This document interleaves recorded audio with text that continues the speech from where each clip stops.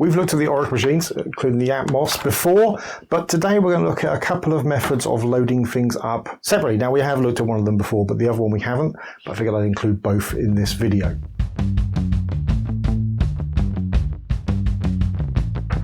And here we are. Yeah, obviously this is the Oric Atmos, one of the loveliest machines of its generation. This one kindly donated to me by Martin on Mastodon. Thank you very much, Martin.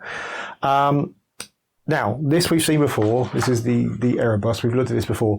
I will say that these ones that are currently on eBay, they're not as good as the original ones when I first bought one of these.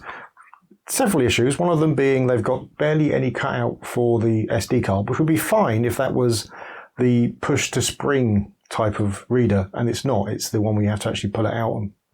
So, yeah, you're almost impossible to replace the SD card. So, not great design. I may just put a Dremel to it at some point, or maybe even design a better case, or just change the reader, who knows. And this is the Cumana Reborn, which is a hefty piece of metal and plastic. Yeah, so this is effectively just a Gotek flash floppy device, but specially designed to replace what would have been the Cumana interface that would have connected to the Oric back in the day. It's very well built, incredibly well built. I put the link into it below. It's on Sell My Retro, who have a real problem sending stuff to the UK since the glorious event that I will not be named, where we decided to shoot ourselves in the foot. But if you talk to the guy directly, he will arrange something separately, which is great. So yeah. If you don't know these devices, effectively this is like a Casduino style tape loading thing. And yeah, this is like a Gotek disk floppy loading thing. So we will plug them in. We can just talk about them for a little bit beforehand. So obviously, yeah, that's the floppy interface. So both of these have the same ends as you see. They both go into the same component interface on the back. If you don't follow me on social media, you may not know what this is about. This has got, all Orics have got a really weak reset circuit. This one particularly weak. So this button helps me if it doesn't come out of reset, I can put it back in again and it will come back out. So yeah, they both go into this same interface here, which can be annoying, but we only need to use one at a time, really. And whilst this is kind of powered straight off of that port, this needs extra power, and so it takes it straight from the actual power supply using this pass-through. Now, unfortunately, the SCART cable, it also takes some power from that. So I've now got a nice daisy chain. Don't try to use one of these if you have the original power supply. It's too weak. It doesn't give out enough amperage. I'm using a third-party one, and that's 1.5 amps, I think it is, which is okay. You can, of course, charge to power this separate from a separate power supply if you want to as well. Right.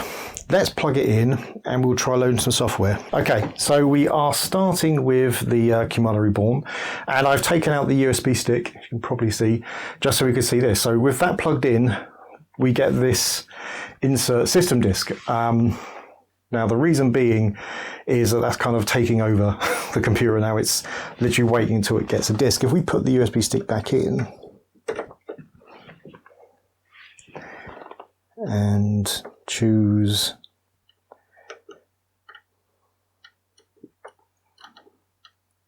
a good one. I will say with the this does work really well. It's Cumana Reborn. You do have to. Well, I certainly had to have HFE format. So I've just put in the Blake 7 game from Defence Force, which is an amazing achievement on the Oric. I think so. Anyway, it's a really nice looking game. The music is touch and go, but I mean probably as good as you can get. I'll have to be quiet for the music because it will come from the Oric.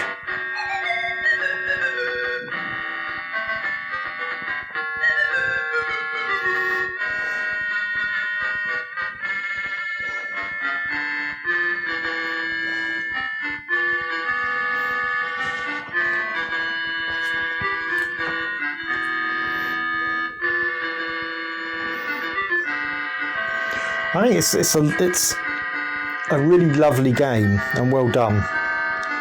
while this is playing, we'll look at the actual drive, and you see it is just like a what you'd see in a normal GoTech. We can go through all the different files by turning this and choose them, and it will then load up. I redefine the keys: up, down, right, select. There we go. You now see that loading.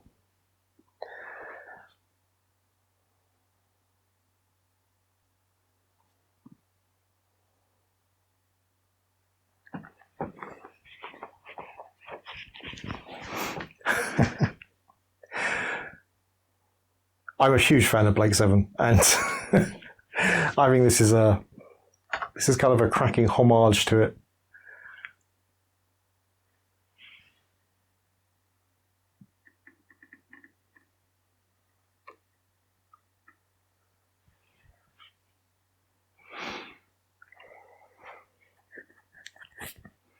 All right, there you go. Now you can't. I thought my keyboard wasn't working when I first tried this out, because it just sits here, but you have to wait for all this bit to finish, which.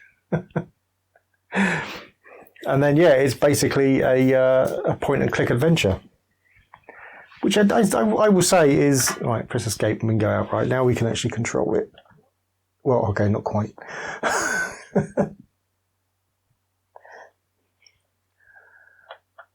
There we go. Now we have it. So now we can, if we just go over here and do select on the door, we'll go out the door. It's, it's not the loveliest 8-bit game out there, but I think it's a wonderful example of what the Oric can do. Anyway, let's try something else. Oh, there we go. What's this?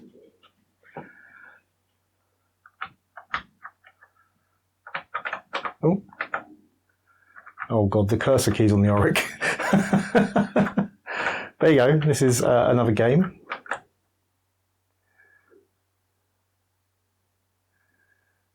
Anyway, that's the Cumana Reborn, and I think it's a brilliant device. It's not cheap, but for the build quality and how well it works, I think it's worth it. So anyway, let's get back on. We'll turn this off and we'll go to the Erebus, which we've shown before, but we'll take another look. Right, so here we are. This is the Erebus, and this doesn't take over the system. So it's a tape system, but unlike, say, the Casuino, where you'd have to select your game and then load it, this has a handy dandy menu system, which we can load up by doing that. There we go. There's only a few games on here. Once I fix that design flaw in it, I will fix that. So let's load up CyberNid.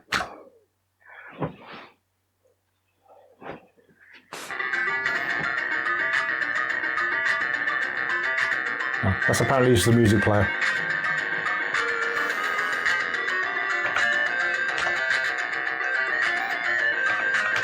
Can we break out of that? Apparently not.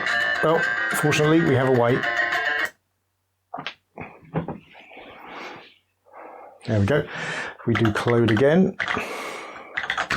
So let's up Scuba, which is definitely a game. It's Scuba Dive. And Durrell.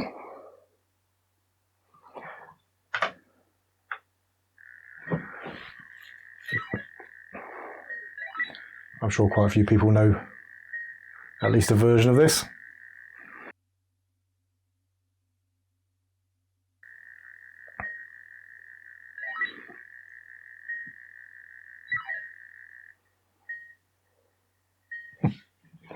But anyway, yeah, I was supposed to.